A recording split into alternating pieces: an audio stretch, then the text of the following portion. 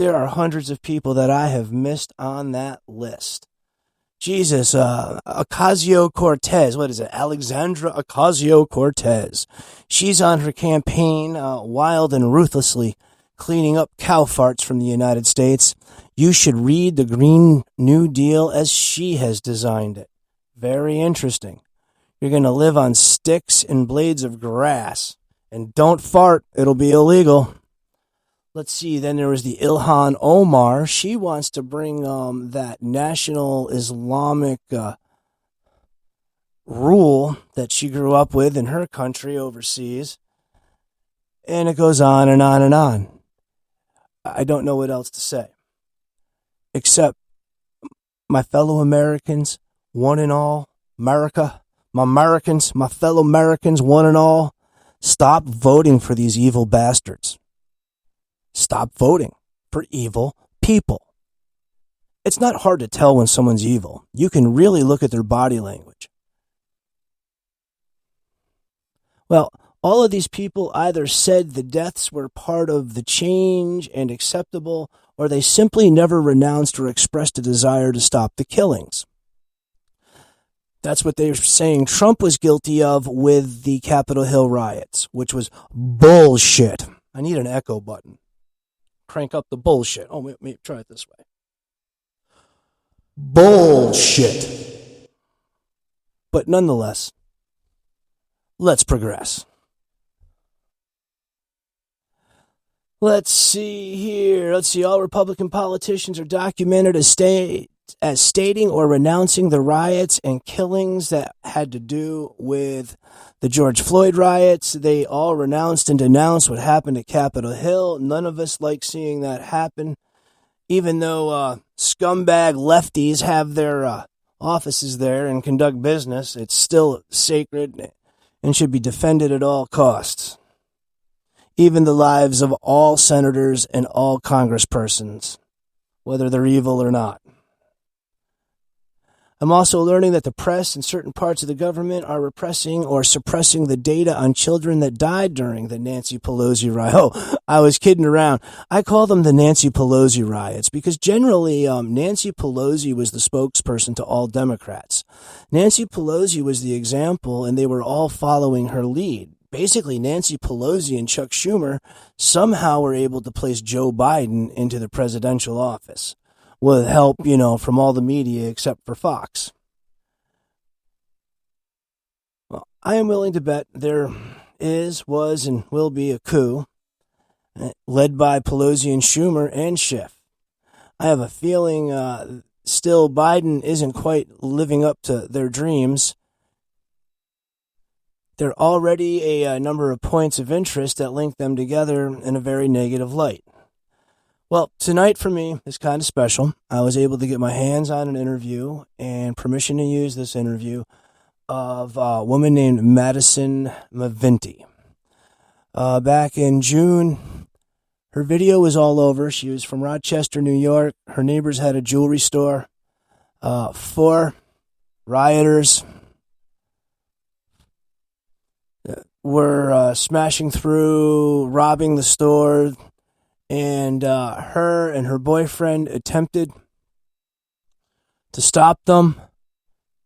5 black men beat this woman to the ground with fists and a 2x4. And she wasn't touching them.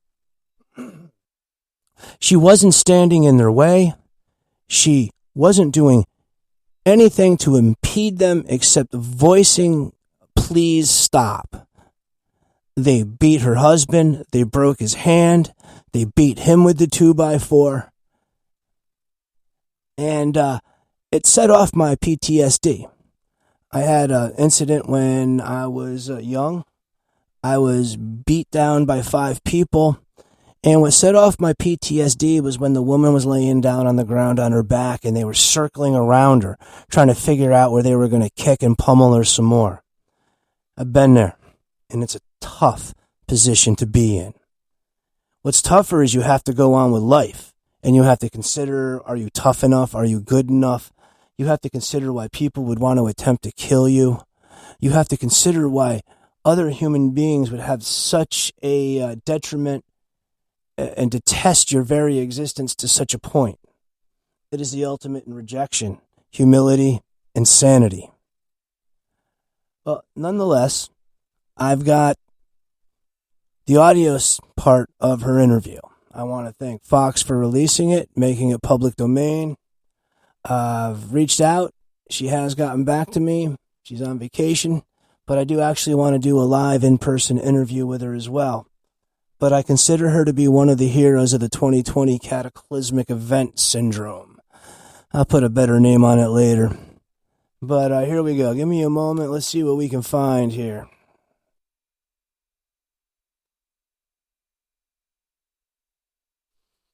One more moment. I thought by now in 2021 we were going to have these amazing super fast computers that could access information at the speed of my mind, not the speed of my original Commodore 64. Let's see here. What do we got? Here we go. Open it. All right, sit back and enjoy.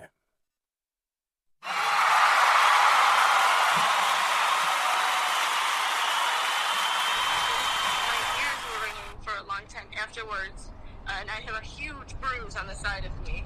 Maddie says her husband Brett took the brunt of it, injuring his hand when he tried to save her. Maddie says this began when she tried to stop a group of looters at a store below their apartment. I was definitely there interrupting, something that they wanted to do. And I jumped up. I said, get out of here, get the out of my house now. And, they came at me. The big one in the orange grabbed my shirt and spun me, and then it all got crazy. That 2x4, man, oh my God, I can't believe how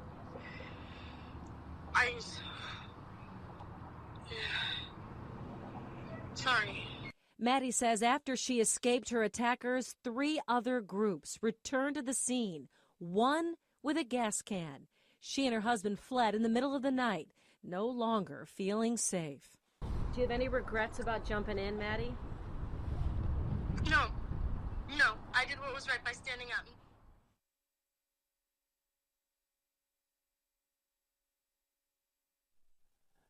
All right. Pardon me. Well, that's the interview. I get a little choked up. Like I said, you need to see the video. If you're listening live, you can go to the chat screen, and there's 2 links, one to the video on my website and the one right to Fox Carolina.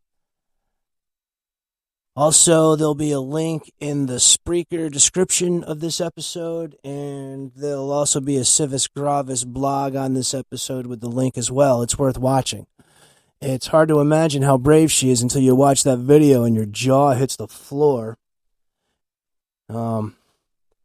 Again, that woman is my hero. When I saw the video, I had a complete breakdown.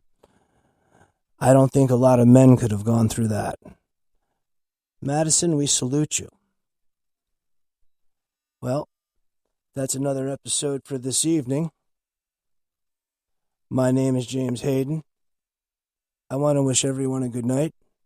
God bless and take care of your family. I have a bad feeling it's all going to get a whole lot worse before it even gets a little bit better.